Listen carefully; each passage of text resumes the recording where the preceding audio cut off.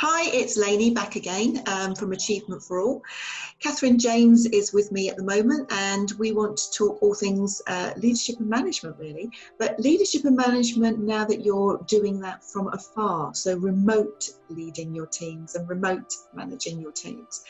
So Kathryn, just again, that kind of like, there's some differences, isn't there, between leading and managing people from afar remotely like this and actually being able to chat to them normally. What have you found? Oh, that's an interesting question, Lainy. Well, I guess if we're going to talk about leadership, and it's about that, communicating and bringing people with you, and and getting people on side. It's really challenging, isn't it, at the moment, because everything has just been thrown up in the air, hasn't it? But where I've seen, I think, from my experience of where leaders are doing well, is they're exposing that vulnerability, and they're saying, do you know what, I don't know what's going to happen. But what they are being honest is saying, on a day-to-day basis, step by step, day by day, we're trying to do the best that we can here. And I think for me, that's all we can do. I think where leadership comes proper is when you kind of put on that kind of, I'm supposed to know, and I'm supposed to be in charge, and I'm supposed to have the answers. And then they try to do that as if they are kind of some kind of authority. And well, actually, the thing is, nobody knows, do they? And I think we have to, I think having that kind of humility and vulnerability as a leader is really important, and I think people can empathise with that, can't they? And if there's an uncertainty, we're not the only people who feel uncertain and afraid. Despite our truthfulness on the set, certainly there's all of that underlying, and I think it's important to empathise with that as a leader. But as a manager, I think there are probably other things that you can do, but. Yeah, I think I'm even when I'm doing leadership training or I'm coaching somebody in normal life, one of the things I always say is about that: don't put yourself on a pedestal. You aren't the sort of know-all and be-all, and that actually a very strong leader can often rely on the strengths of their team, because you can't be everything. That's not the way the world works, isn't it? And I think when there's a crisis, you have that tendency sometimes to want to go, no, it'll be all right, I know, I'm going to take charge, and you feel like you should be leading with authority. But I think people do appreciate that honesty, don't they? And I think it's absolutely okay at any point to say, I don't know yet, or I don't know, or I'll let you know. And I think what we often associate is kind of like leadership during crisis is that it's like that Keith Grint stuff, isn't it, around wicked problems and that kind of crisis thing. You need somebody to take charge and tell you so. But this is a bit different from a flood, isn't it? Or a fire, or whatever. This is actually, we don't know what we don't really understand the virus. We don't really understand, the responding to it is complex, and we don't know what's going to happen at the end of it. So I think it is about those sorts of things. There's probably lots of multiple solutions to this, and we're kind of, it's got to be a bit more fleet of foot, isn't it, and a bit more adaptive to how we respond to it. So I think your point there about it's the strength of other people, isn't it, and it kind of relates to the connectedness and keeping connected. And yes, we keep connected to our family and our friends and those around us, but actually keep connected to other leaders or other people in your leadership team, because it's togetherness, isn't it, that will matter. I think that's really important as well. It's okay, because you're going to keep connected with your team, but yes, don't forget yourself. You need to be connected to your peers and your other colleagues, because you're all managing this together, aren't you? And I think that's really important. Yeah, and I think that also links to something else that we were talking about earlier, which is about how do you communicate. And I think that leadership style where people put themselves on a pedestal as the expert and almost do that kind of I am telling you and I'm talking to you isn't working, I don't think, or it doesn't seem to work. And actually, people who can have this much more of a dialogue and be open and doing this sort of thing, which is actually where you sit in your front room or your study or whatever it is you and people see you actually as just another human being. Yeah. Yeah, and that's the way we have to kind of communicate, really, which is to be a bit more empathetic and a bit more human. Yeah, and I think that's really important, because that triggered the sort of conversation we were having about people just being a little bit more mindful that there's more sensitivities now at the minute. And so when you're in meetings and you're trying to encourage your staff to do certain things and you're talking business, just be a little bit aware that there are maybe other sensitivities around at the moment that you could trigger if you're not just a little bit more maybe mindful than maybe you normally are. And some people are better than that than others, but just being aware of it, I think, is just having an awareness. I was just thinking when you said that, I was thinking, how many times, sort of like pre-COVID, did we say to people, hello and how are you? And never really kind of quite listen to the answer, do you? Because you're just thinking of the next thing. And now actually there's that kind of hello and how are you?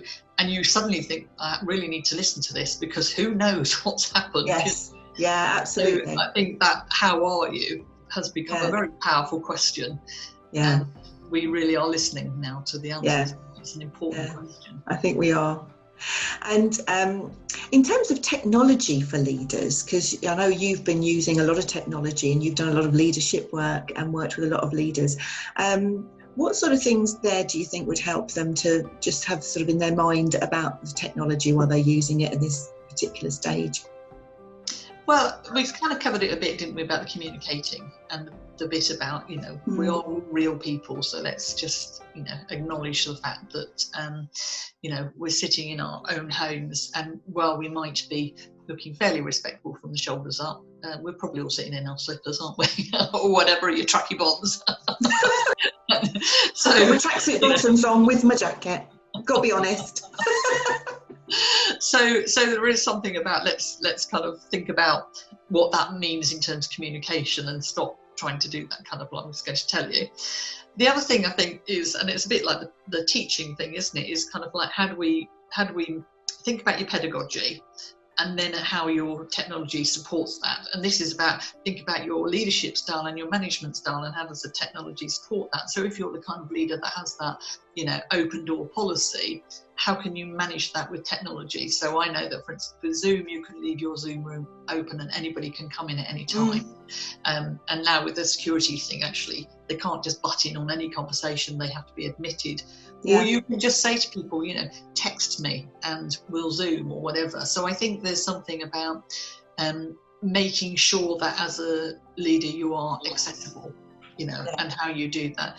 The other thing I think is, and I've worked with lots of managers who have tried to use technology, but perhaps haven't been quite so assertive about some of the ground rules and the respectfulness that you need in that. And so there is, where I've seen it work well is where some time is spent at the beginning making sure that everybody can hear, everybody can contribute, everybody can use, say, the chat room facility if they need to, and they can write a message, that everybody's got their screen so you can actually see their whole face rather than just the top of their head.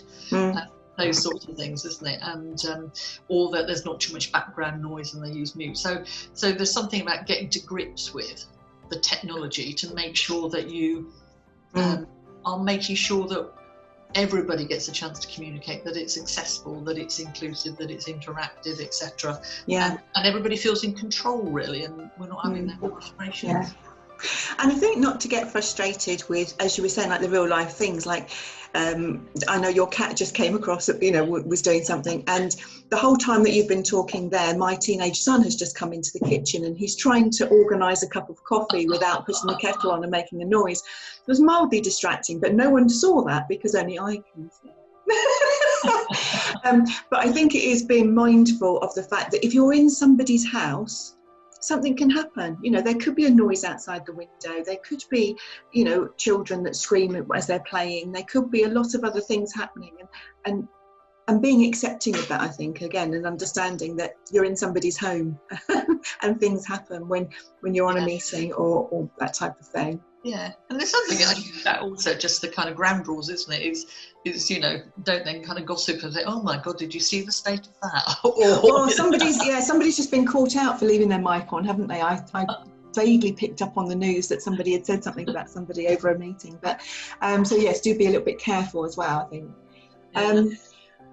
I think also that sort of just being a little bit human over this time as well. So you've got your key indicators that you want people to do and the key jobs you want people to do as a leader and a manager, and you need everything to be running smoothly, and you need to have work as normal as possible.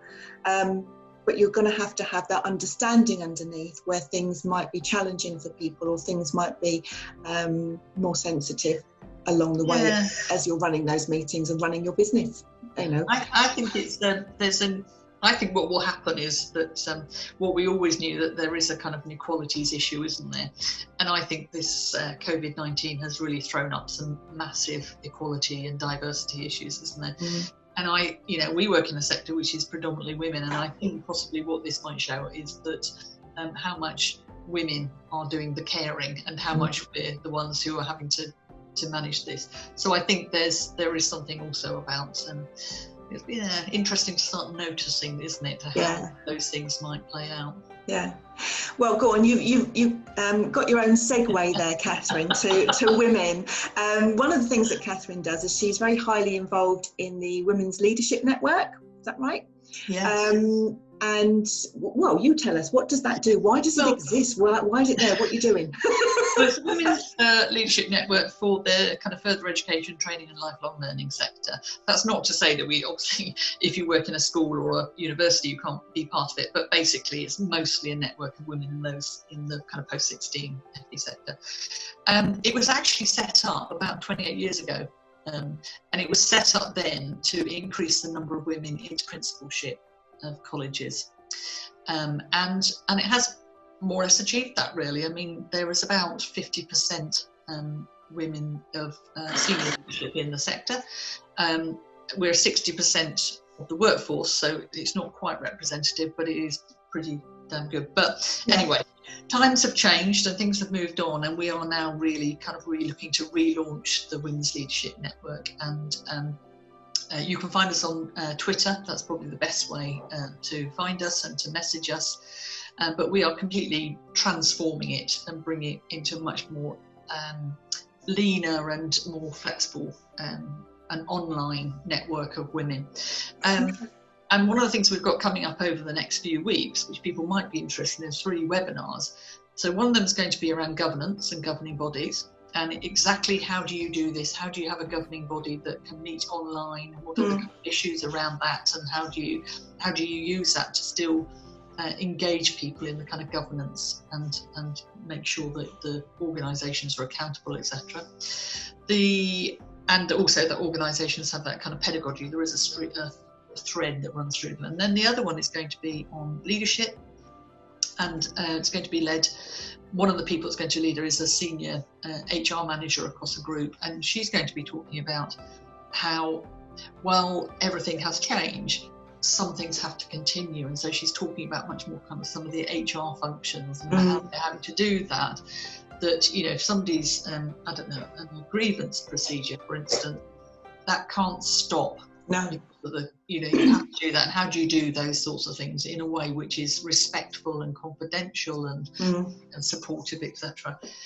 And then there will be another one which is around pedagogy, and again, really looking at pedagogy again with a mind or an eye to those gender, race and ethnicity, disability issues, but also the socio-economic perspective of that. But how do you ensure that, and as a leader manager, how do you ensure that across your organisation your teaching and learning is still accessible and inclusive, etc. So we have those coming up. They will, if you follow us on Twitter, you'll find out the dates. I think the first one's May 21st or something. So but that's what the Women's Leadership does. And we've had all sorts of really interesting conversations about leadership and around kind of gender issues, etc., because of those issues that we're just realising that all those things we're grappling with around flexible working, etc. Suddenly you're thinking, oh yeah, we can do this. Yeah. Good. Okay, well, There's things there from the Women's Leadership Network that will be of interest to, I know, some of you. If any of you are leaders and managers and you want some one-to-one coaching, that can still happen, as you can see, quite easily across the airwaves. Do get in contact with us and we'll be able to sort that out for you as well. But for now, if you found value in what we've been talking about and it's been interesting to you, you can pop a pound in the pot with the link that you'll see that will pop up on this screen towards the charity, and we look forward to speaking to you again soon. And just to say thank you very much to Kathryn for joining us today. Thank you. Lovely. Okay, thank you. Bye. Bye.